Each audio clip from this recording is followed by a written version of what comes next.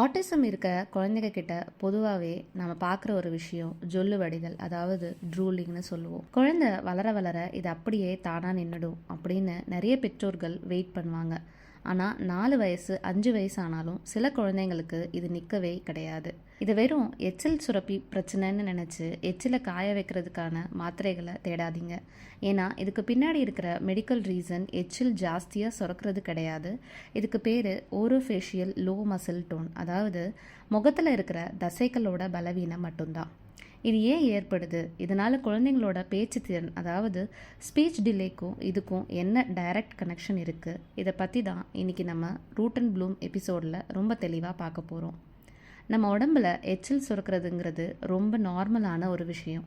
நமக்கு எப்படி சுரக்குதோ அதே மாதிரி தான் ஆட்டிசம் குழந்தைங்களுக்கும் சுரக்குது. அப்போ அவங்களுக்கு மட்டும் ஏன் ஜொல்லு வடியுது?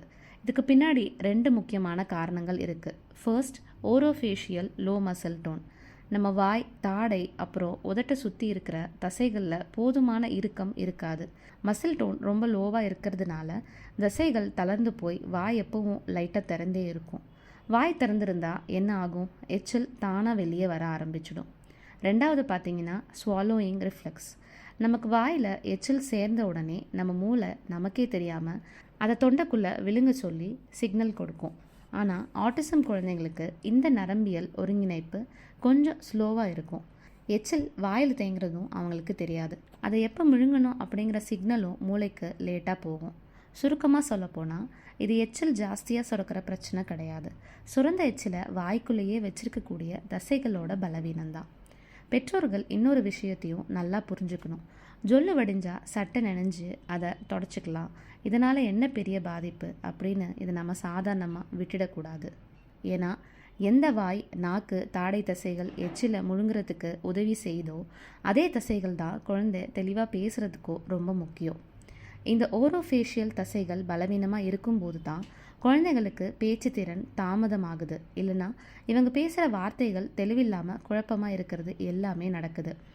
அப்போ நாம் இந்த தசைகளை ஸ்ட்ராங் ஆக்கினா ஜொல்லு வடிதலும் நிற்கும், அதே சமயம் அவங்களோட பேச்சு திறனும் சூப்பராக வளர ஆரம்பிக்கும். இதை எப்படி சரி செய்கிறது? உங்களுக்காக வீட்லேயே ஈஸியாக செய்யக்கூடிய 3 பயிற்சிகளை பற்றி தான் நம்ம இன்றைக்கி பார்க்க போகிறோம். முதலாவது முக்கியமானது, உங்கள் கைகளை நல்லா வாஷ் பண்ணிவிட்டு குழந்தையோட தாடை பகுதியிலையும் உதட்டை சுற்றியும் மெதுவாக அதே சமயம் நல்ல அழுத்தம் கொடுத்து, that means firm circular strokes massage பண்ணுங்கள். இது தசை நார்களை தூண்டி தசைகளை இறுக்கமாக்கும். 2வது, ஸ்ட்ரா ட்ரிங்கிங். உங்கள் குழந்தைக்கு தண்ணியோ ஜூஸோ கொடுக்கும்போது சாதாரண டம்ளரில் அப்படியே நேரடியாக கொடுக்காம ஸ்ட்ரா வச்சு உறிஞ்சி கொடுக்க பழக்குங்க. ஏன்னா ஸ்ட்ரா மூலமாக அவங்க உறிஞ்சும் போது வாய் தசைகளும் நாக்கு பின்னோக்கி இழுக்கப்படும். இது எச்சில் முழுங்குகிற திறன், அதாவது ஸ்வாலோயிங் ரிஃப்ளெக்ஸை பயங்கரமாக ஸ்பீடப் பண்ண ஆரம்பிக்கும். 3வது, பபிள் ப்ளோயிங்.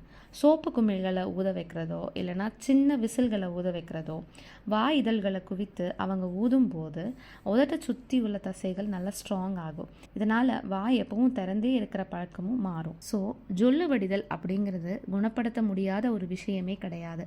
அது அவங்க உடம்புல இருக்கிற ஒரு சின்ன தசை பலவீனம், அவ்வளோதான். முறையான பயிற்சிகள் கூடவே நம்ம ரூட் அண்ட் ப்ளூம் உணவு முறைகளையும் கரெக்டாக ஃபாலோ பண்ணிட்டு வந்தீங்க அப்படின்னா சூப்பரான மாற்றத்தை உங்களால் பார்க்க முடியும்.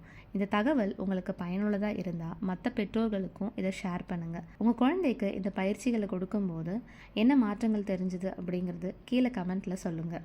அடுத்த எபிசோடில் இதே மாதிரி ஒரு இன்ட்ரெஸ்டிங்கான விஷயத்தோடு நான் உங்களை சந்திக்கிறேன். நன்றி.